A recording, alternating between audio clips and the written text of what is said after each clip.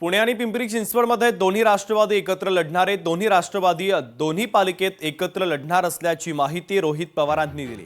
कार्यकर्त्यांसाठी एकत्र निवडणूक लढणार असल्याचं रोहित पवारांचं म्हणणं आहे। तर पिंपरी कोल्हेंकडे पुण्याची जबाबदारी माझ्याकडे आहे, आम्ही तुतारी चिन्हावरच निवडणूक लढवणार आहे असं रोहित पवार यांनी सांगितलेलं आहे। कार्यकर्ते जे इलेक्शन लढणार आहेत, म्हणजे ही कार्यकर्त्याची इलेक्शन आहे, या सर्व लोकांशी बोलल्यानंतर चर्चा केल्यानंतर पुणे शहरामध्ये सुप्रियाताईंनी सुद्धा प्रत्येक व्यक्तीशी त्या बोलल्या। शशिकांत शिंदे साहेब तिथं बोलले, पिंपरी चिंचवडमध्ये सुद्धा तिथं सर्व कार्यकर्त्यांशी बोलल्यानंतर सर्व कार्यकर्त्यांचं म्हणणं आलं की आपण घड्याळावर जाणं हे योग्य ठरू शकतं। त्यामुळे ही लढाई कार्यकर्त्यांची लढाई आहे, हे इलेक्शन कार्यकर्त्यांचं इलेक्शन आहे। त्यामुळे पुणे आणि पिंपरी चिंचवडमध्ये राष्ट्रवादी शरदचंद्र पवार पक्ष कार्यकर्त्यांचं समजून घेऊन ऐकून घेऊन त्यांच्यासाठी आम्ही दोन्ही पक्ष हे दोन्ही महानगरपालिका एकत्रित लढणार आहोत। पुण्यामध्ये दोन्ही राष्ट्रवादी एकत्र निवडणूक लढणारे अंकुश काकडे, विशाल तांबे अजित पवारांच्या भेटीला दाखल झाले। अजित पवारांच्या जिजाई निवासस्थानी दोन्ही नेते पोहोचले। जागा वाटपासंदर्भात अजित पवारांसोबत हे दोन्ही नेते आता सविस्तर चर्चा करतात।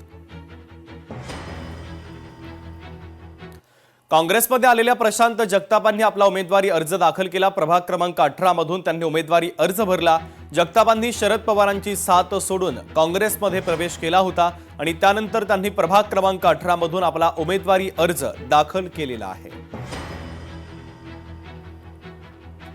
दिनकर पाटलांनी उमेदवारी अर्ज दाखल केला। मनसेतून भाजपमध्ये जाताच त्यांना उमेदवारी देण्यात आली। पक्षांतराचा कुठलाही फटका मला बसणार नाही, दिनकर पाटलांनी महत्त्वाचं वक्तव्य केलंय आणि या सगळ्या संदर्भात दिनकर पाटील यांच्यासोबत संवाद साधलाय लोकशाही मराठीचे प्रतिनिधी महेश महाले यांनी। मनसेतून भाजपमध्ये आलेले दिनकर पाटील यांनी आज आपला उमेदवारी अर्ज दाखल केलेला आहे। अण्णा, खरं तर उमेदवारी अर्ज दाखल केला, किती प्रभाग आणि किती उमेदवारी अर्ज दाखल केले? प्रभाग क्रमांक 9 मधून मी स्वतः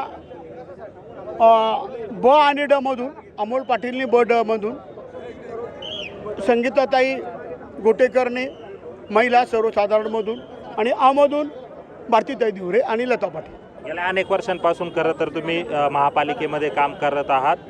यावेळी खरं तर ज्या घडामोडी घडल्या आहेत त्याचा तुम्हाला काही फटका बसू शकतो असं वाटतं? नाही, अजिबात नाही, अजिबात नाही, अजिबात नाही। याचा किती टक्के? 1,00,000% समोर आमचं कामच तेवढं आहे। काम केल्यावर जनता बरोबर असते, त्यामुळे काही विषय नाही।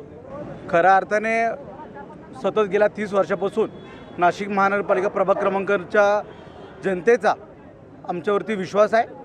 त्या ठिकाणी दिनकर अण्णा पाटील 4 वेळेस नगरसेवक झाले, माझी आई लता पाटील या 2 टाईम नगरसेवक झाल्या।